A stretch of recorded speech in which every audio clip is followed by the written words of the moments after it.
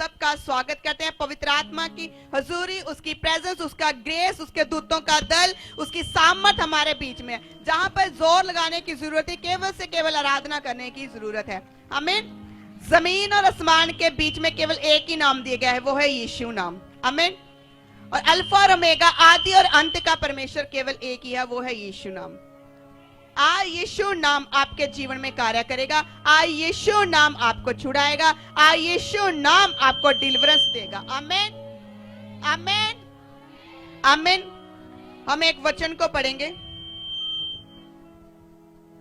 पहला शमूएल 16 उसकी 7 में लिखा है, परंतु यहोवा ने सुलेमान से कहा, ना तो उसके रूप पर दृष्टि कर और ना उसके कद की ऊंचाई पर, क्योंकि मैंने उसे अयोग्य जाना। क्योंकि यहोवा का देखना मनुष्य का सा नहीं है। मनुष्य तो बाहर का रूप देखता है, परंतु यहोवा की दृष्टि मन पर रहती है। किसी ऊंची आवाज से कहें आमीन, आमीन। यहाँ पर कहते हैं कि जो राजा यहोवा परमेश्वर कहते हैं कि सुलेमान से कहा कि ना तो उसके रूप की दृष्टि कर, ना उसके कद काठ की दृष्टि कर। हालेलुया। और कहा कि मैंने तो उसे योग्य जाना, क्योंकि यहोवा का देखना मनुष्य सा नहीं है। जैसे हम मनुष्य एक दूसरे को देखते हैं, इसका रंग गोरा है, छोटा है या मोटा है या कैसा है, ये काला है, हम देखते हैं। लेकिन यहोवा कहता है जो मनुष्य को देखता है, उसकी आंखें जो मनुष्य की ओर देखती हैं, लेकिन परमेश्वर किसको देखता है? आगे लिखा, क्योंकि यहोवा का देखना मनुष्य सा नहीं है। परमेश्वर जो देखता है वो हमारे शरीर को नहीं देखता, वो हमारी हाइट को नहीं देखता, वो हमारे रंग और काट को नहीं देखता। वो केवल देखता है तो हमारे अंदर के मनुष्य तब को देखता, हमारे मन को देखता है। आमीन, आमीन।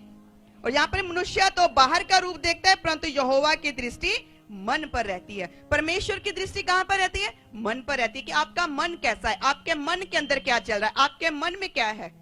हालेलुया। क्योंकि परमेश्वर यहोवा मनों को जांचने वाला परमेश्वर है। यहां पर जब सुलेमान का अभिषेक होना था, तो यहां पर परमेश्वर ने कहा कि सभी भाई तो आ गए, लेकिन एक रह गया।